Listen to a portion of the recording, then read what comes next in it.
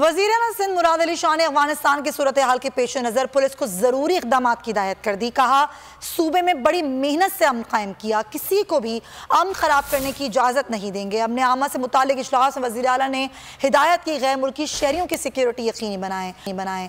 पूरा सूबा मंशियात से पाक चाहिए।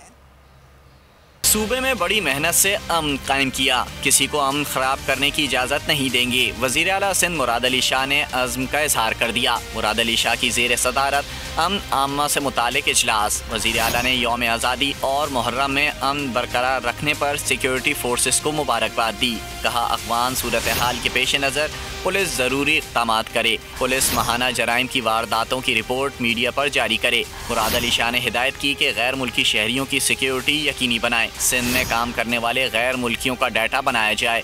IG सिंध ने ब्रीफिंग में बताया, सिंध में अगवा के 5 केसेस रिपोर्ट हुए। 4 केसेस में खवातीन की आवाज़ में बात करके अगवा किया गया। अगवाकार ग्रुप के करीब हैं, जल्द गिरफ्तार कर लेंगे। वज़ीर आला ने वाज़े किया कि मुझे पूरा सूबा मंशियात से पाक चाहिए।